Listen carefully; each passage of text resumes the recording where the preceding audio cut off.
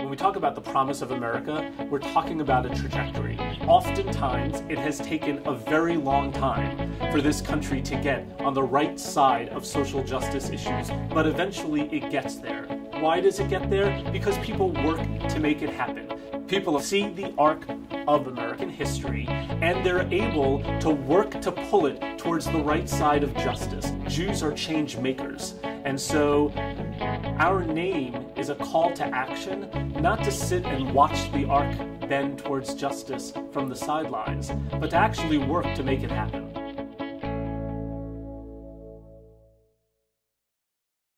As labor rights have gotten better and better in this country, domestic workers have repeatedly just sort of fallen by the wayside. You thought all the while that your mom or your dad is being taken care of by an empowered caregiver, but actually the caregiver is being exploited. So what do you expect? Would you expect quality care?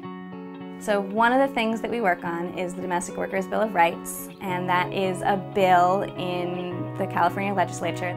The other side of the spectrum are unintentional abuses. It's there that we start talking about a cultural shift rather than just a legal shift. One of the biggest tools I think that we use in creating a cultural shift is through house meetings, where a bunch of people who are all domestic worker employers come together and tell each other sort of what our experience has been like, and then finally at the very end asking everyone to take one step up in their employment practices.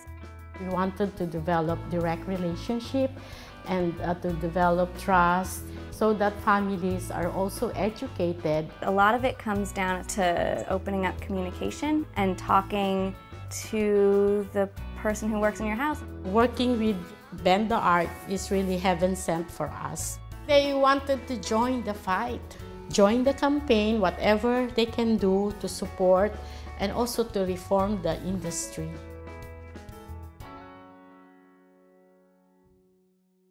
We want to create the next generation of change makers. And in doing that, that means we have to invest in leadership development. And our Jeremiah Fellows are a perfect example of that. The name Jeremiah comes from the prophet Jeremiah, one of the leading social justice prophets within the Jewish tradition. I've been working with the Mercado campaign.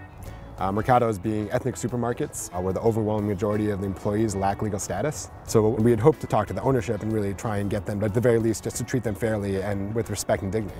Having learned about the issues of food justice, we actually opened by thanking them because one of the great things they do is they open these stores in food deserts, in areas that don't traditionally have access to fresh fruits and vegetables. What Bend the Arc does through the Jeremiah Fellowship is that we get social justice activists to understand that their Judaism can be a tool in solving problems in communities across this country. We were able to draw on our shared tradition as Catholics and Jews, sharing the Old Testament, and really speak to our shared values as to why they need to also treat their workers well.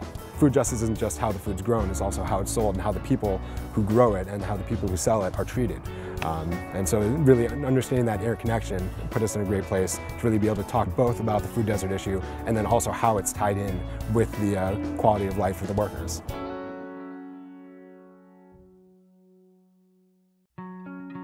In the last 5 years, 4 million Americans have lost their home to foreclosure.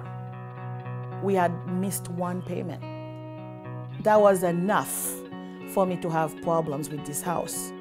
Bend the Arc is a group of impatient Jews, and we're not going to sit around and wait for government or banks or the courts to get people back into their homes, and we're not going to rely on them to keep people in their homes. They failed miserably. When we invest in Boston Community Capital, we're not giving to charity, we're actually investing in strong communities. Boston Community Capital listened to my problems. They appointed me a lawyer. She was able to stop the proceeding of the foreclosure, which gave Boston Community Capital the time to buy my house, fix it, and sell it back to me. And the best thing, I didn't have to move. They reappraised the house to the current market value, which at the end saved me $1,000 monthly on my mortgage payment. If I were to choose a story from the Jewish faith, it would be the story of Joseph. He went to live from Israel to Egypt. He never forgot the values that he had received at home. So I understand why home is important for Jewish people, and I am grateful that the Jewish community is extending their hands to helping other people staying in their home. Making change happen in this country is going to take a movement. And here's what I know about the Jewish people. We don't give up, we don't back away from a fight, we work hard, and we're intent on bending the arc. And I hope you join us.